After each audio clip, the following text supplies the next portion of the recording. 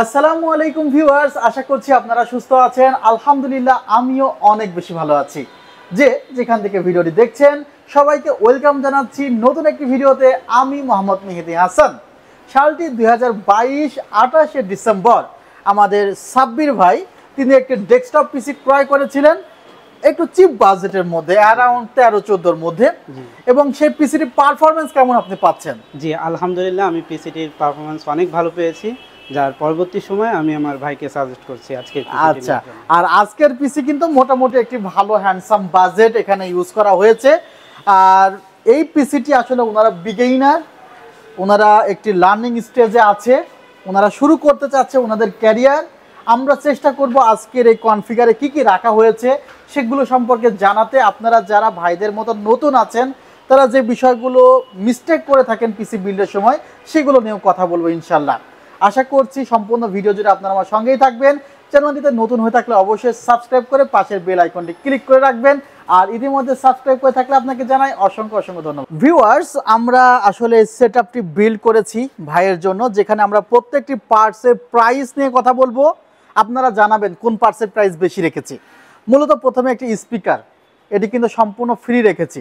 এটি একটি 8GB speaker, চললে ভালোই লাগে। স্পিকারটি একটু দেখানোর চেষ্টা করি, একটু খুলে দেখাই যে আসলে এই স্পিকারটি কেমন। স্পিকারটি যদি আপনি সিঙ্গেল পারচেস করতে চান মিনিমাম 700 টাকা প্রাইস পড়বে। আমি একটু দেখাই, এই যে সামনে কিন্তু আপনারা স্পিকারটি ব্যবহার করতে পারবেন। এটা ইউএসবি পোর্ট এবং এটা কিন্তু এই যে আমাদের 8GB স্পিকার রেডি। সো এই স্পিকারটি সম্পূর্ণ ফ্রি থাকছে এই সেটআপে।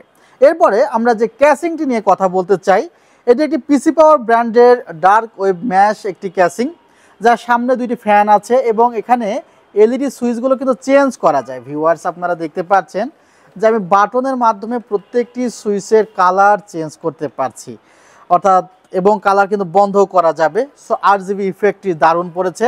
এবং উপরের দিকে যদি একটু খেয়াল করেন দেখবেন এখানে ম্যাগনেটিক ডাস্ট ফিল্টার আছে।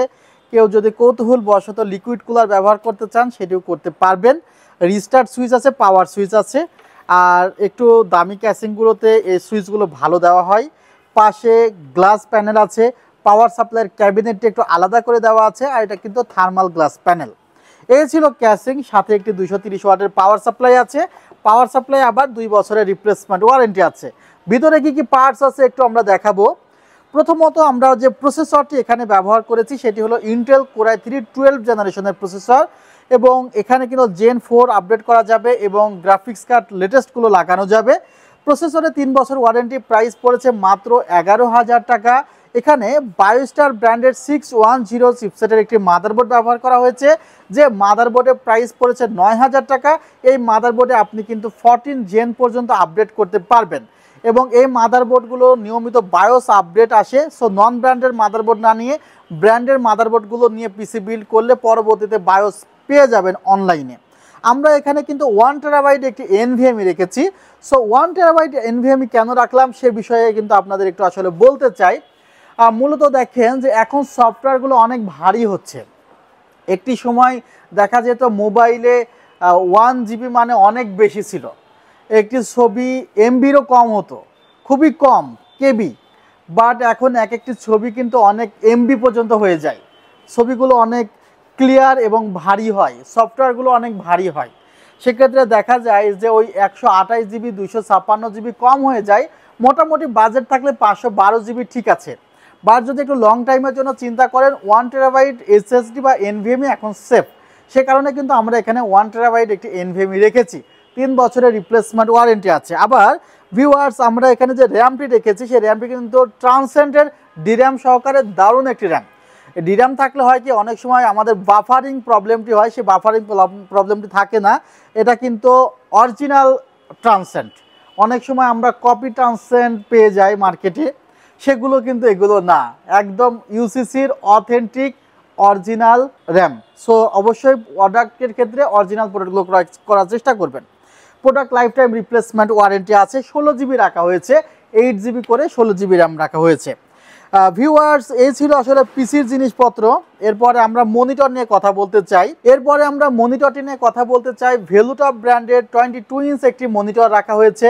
এটা কিন্তু একদমই ন্যারো ভেজেল, আপনারা যদি খেয়াল করেন দেখবেন একদম স্লিম, অনেক স্লিম একটি মনিটর এবং 3 বছরের রিপ্লেসমেন্ট ওয়ারেন্টি আছে। হালকা স্পিকার আছে 1 ওয়াটের, বাট সেটি খুব একটা বেশি কাজে দেয় না এবং স্ট্যান্ডটিও কিন্তু চমৎকার। আমরা এরপরে একটি 4-in-1 কম্বো সেট রেখেছি এই সেটআপে, যেটি কিন্তু কিবোর্ড, মাউস, হেডফোন এবং মাউস প্যাডও রয়েছে। কিবোর্ড, মাউস, হেডফোন সহ মাউস প্যাডটির প্রাইস পড়েছে 2300 টাকা, মনিটরটির প্রাইস পড়েছে 8500 টাকা। এখন মনিটরটির রেগুলার প্রাইস হলো 9000 টাকা, সিঙ্গেল নিলে 9000 টাকা।